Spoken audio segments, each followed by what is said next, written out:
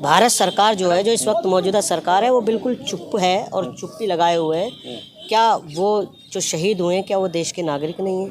ऐसा पहले भी बहुत बार हो चुका है। जम्मू कश्मीर में सिक्योरिटी जो पर्पस है, एक सिक्योरिटी वो बिल्कुल भी मेंटेन नहीं है। हमें कड़ी सुरक्षा की वहाँ पे ज़रूरत है। हमारा सरकार से एक ही मांग है कि इस पे जल्द से जल्द कार्रवाई की जाए और जिन्होंने ये आतंकी हमला करा है उनको सख्त से सख्त उन पर कार्रवाई की। ये हमें भी पता है और देशवासी एक एक भारतवासी को पता है ये आतंकवादी हमले कहाँ से पनाह हो रही है और कहाँ से निकल के आ रहे हैं। तो उन देशों के ऊपर आप क्या कार्रवाई कर रहे हो भारत सरकार की ओर से कि जहाँ पर ये आतंकवादी हमले हो रहे हैं? और इस पर हमारी कैबिनेट जो बनी है और जो हमारे प्रधानमंत्री जी वो मौन साधे हुए हैं।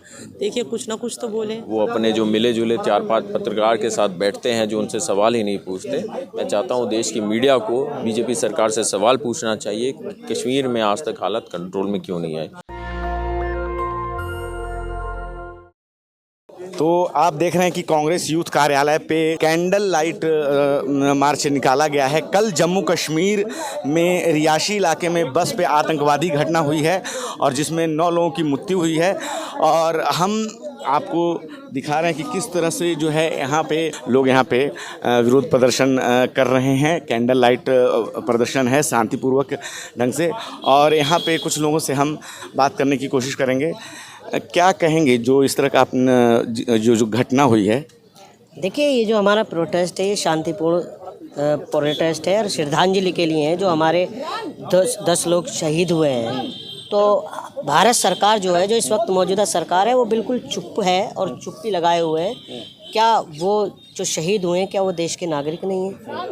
और आप देख रहे हैं कि ऐसे चाक चौबंद लगाई गई है जैसे हम कोई बहुत बड़ा काम करने जा रहे हैं। ये एक शांतिपूर्ण प्रोटेस्ट निकाल रहे हैं उनके हम उस समर्थन में, श्रद्धांजलि के लिए। और यहाँ पर पुलिस को देखिए कैसे तैनात कर दिया गया है जैसे कि हम बहुत बड़े मुजरिम हों। तो अच्छा, जिस तरह से देखिए यहाँ पुलिस ने बैरिकेडिंग की है कांग्रेस यूथ कार्यालय पे, तो जबकि ये पहले से बता दिया गया था कि ये एक कैंडल लाइट मार्च है और ये शांतिपूर्वक किया जाएगा, लेकिन पुलिस ने जो है पूरी तरह से यहाँ बैरिकेडिंग कर रखी है। और इस बात को लेके अभी जो है कांग्रेस के लोग एक तरह से नाराज़गी दिखा रहे हैं। और यहाँ हम कुछ लोगों से बात करने की कोशिश करेंगे। मैम, क्या कहना चाहोगे जो ये घटना हुई है जम्मू कश्मीर में और आप लोग ये कैंडल लाइट मार्च प्रदर्शन कर रहे हैं? जी, जैसा ये बिल्कुल भी एक नेग्लिजिबल वो नहीं है, छोटी मोटी हिंसा नहीं है। ऐसा पहले भी बहुत बार हो चुका है। जम्मू कश्मीर में सिक्योरिटी जो पर्पस है, एक सिक्योरिटी वो बिल्कुल भी मेंटेन नहीं है। हमें कड़ी सुरक्षा की वहाँ पे ज़रूरत है। और जो सरकार है उसे इसके लिए कोई ना कोई एक ऐसे सख्त कदम उठाने चाहिए जिससे आगे ऐसी दुर्घटनाओं के चांसेस ना हो। और अभी ये हम बिल्कुल भी नहीं सोच सकते कि वो लोग कम तादाद में थे, तो इसलिए उनकी जान की कोई कीमत नहीं है। एक एक जान की बहुत कीमत है। और हम एक शांतिपूर्ण मार्च इसलिए निकाल रहे हैं, तो ये कोई प्रोटेस्ट नहीं है, ये एक साइलेंट मार्च है, ताकि हम उन लोगों की आवाज़ देश की गवर्नमेंट तक पहुंचा सकें। सरकार हमेशा इस बात का दावा करती है कि जम्मू कश्मीर में सब कुछ ठीक है, लेकिन बीच बीच में इस तरह की घटनाएं हो जाती हैं। जी, सब कुछ ठीक होता तो ऐसे जो इंसिडेंट्स है वो नहीं देखने को मिलते। और सब कुछ ठीक नहीं है। उनको जम्मू कश्मीर के बॉर्डर्स पे और ज़्यादा कड़ी सुरक्षा करनी चाहिए। तो अभी हमने बात की यहाँ जो विरोध प्रदर्शन कुछ लोग आए और जिस तरह से प्ले कार्ड पे देखिए लिखा हुआ है कि stop terrorism, protect India, speak up against terror. अभी तक प्रधानमंत्री मोदी ने इस आतंकवादी घटना पे कुछ भी नहीं कहा है कि ये जो घटना पे उन्होंने कोई भी टिप्पणी नहीं की है। पूरे जो है 24 घंटे लगभग बीत चुके हैं। जस्टिस फॉर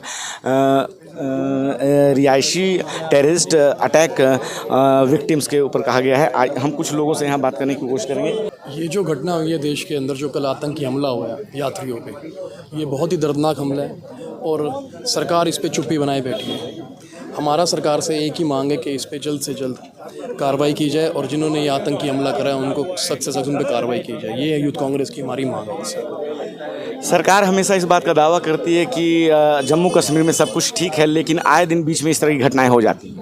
वैसे तो इस पे हम कोई टिप्पणी करना नहीं चाहेंगे, सरकार की कार्यशैली पे हम कोई आज के दिन कोई टिप्पणी करना नहीं चाहेंगे, परंतु जब भी फिर भी आपने अगर ये सवाल किया है तो उसका जवाब तो आप सबको बखूबी पता है। सरकार जो कहती है वो तो कभी सच होता है नहीं। सरकार ने तो आज तक ये भी कहा कि कंगना रनौत ने कि आज तक कोई सरकार आज तक 10 सालों में कोई हमले ही नहीं हुए, जिसमें कि पुलवामा भी है और भी कई हैं, आपको सब पता है। लेकिन बात यह है आज की जिस मुद्दे के लिए आज हम आए हैं, आज कल जो घटना घटी है हम उसके ऊपर कार्रवाई सरकार से रिक्वेस्ट करते हैं कि इसके ऊपर जल्द से जल्द कोई कार्रवाई करी जाए। जिस तरह 10 श्रद्धालुओं की हमारी मृत्यु हुई है तो उसके ऊपर जल्द से जल्द कुछ ना कुछ कार्रवाई करी जाए।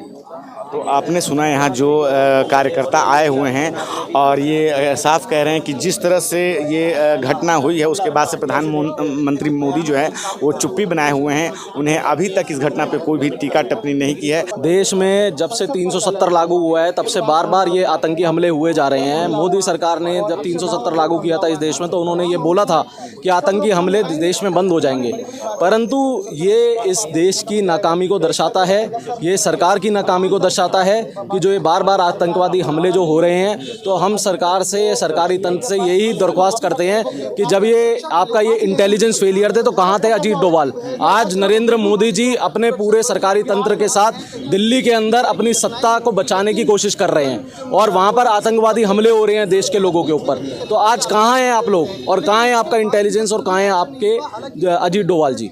ये हम बार बार सवाल करना चाहेंगे। सरकार ने कहा है कि वहाँ स्थिति बिल्कुल ठीक है, लेकिन अभी तक 24 घंटे हो गए, सरकार ने कोई टिप्पणी नहीं। यही तो सबसे बड़ी नाकामी है सरकार की। सरकार को अपनी नाकामियों को बचाना नहीं पड़ेगा लोगों के आगे। सरकार को ये जनता के आगे जो उनकी जो नाकामी है ये बार बार उजागर होती जा रही है और इनका ये मंशा ये स्पष्ट है कि देश में जो आतंकवादी हमले हो रहे हैं वो कहाँ से हो रहे हैं ये हमें भी पता है और देशवासी एक एक भारतवासी को पता है ये आतंकवादी हमले कहाँ से पनाह हो रही है और कहाँ से निकल के आ रहे हैं। तो उन देशों के ऊपर आप क्या कार्रवाई कर रहे हो भारत सरकार की ओर से कि जहाँ पर ये आतंकवादी हमले हो रहे हैं? मैम, देश में सरकार का गठन हो रहा है और उसी समय हमले भी हो रहे हैं। ये देखिए, ये बहुत दुर्भाग्यपूर्ण बात है कि हमारे प्रधानमंत्री जी शपथ ले रहे हैं और यहाँ पर हमारे आतंकवादियों के द्वारा हमारे लोग मारे जा रहे हैं और इस पर हमारी कैबिनेट जो बनी है और जो हमारे प्रधानमंत्री जी वो मौन साधे हुए हैं। देखिए, कुछ ना कुछ तो बोलें। हम कोई राजनीतिक एजेंडा नहीं चाहते इसके ऊपर, हम तो सिर्फ श्रद्धांजलि देने खड़े हुए हैं, लेकिन वो उनका भी कुछ कर्तव्य है कि वो इस पर कुछ बोलें, कुछ करें, चुप्पी तोड़ें अपनी।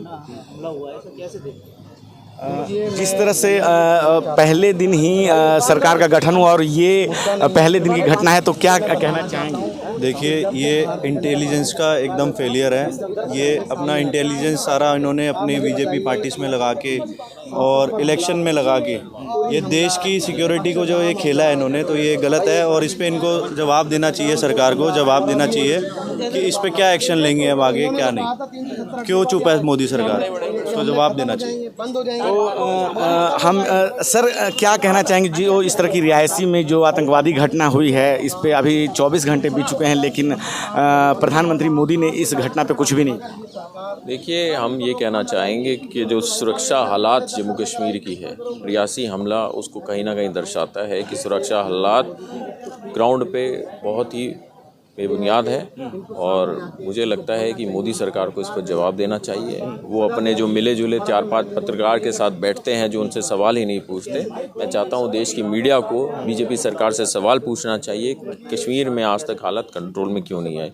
मैं मणिपुर की भी बात करूँगा कि मणिपुर जैसा एक मुद्दा देश में रहा और प्रधानमंत्री ने उस पर भी चुप्पी रखी है, तो कहीं ना कहीं ये दर्शाता है कि मोदी जी की सरकार की प्रायोरिटीज़ लाइफ में स्टेट्स में अलग अलग स्टेट्स को लेकर अलग अलग है। वो पूरे देश को एक जैसा नहीं मानते। देश का कोई भी हिस्से में कोई भी आतंकी हमला होता है तो मुझे लगता है पूरे देश को एकजुट होकर उस पर खड़ा रहना चाहिए और पार्टीबाजी से ऊपर हटकर हम कहते हैं कि आतंकवादियों का कोई धर्म जाति नहीं होती, उनको पूरे जड़ से ख़त्म करने की कोशिश करने दी, जिसमें सारी पार्टी एक साथ खड़ी।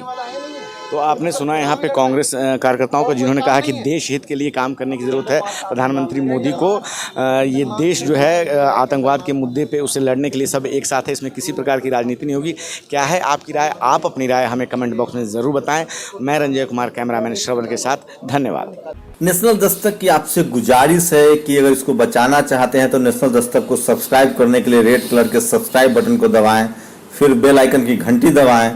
नेशनल दस्तक को बचाने के लिए बहुत जरूरी है कि हर खबर को शेयर करें, लाइक करें, कमेंट जरूर करें।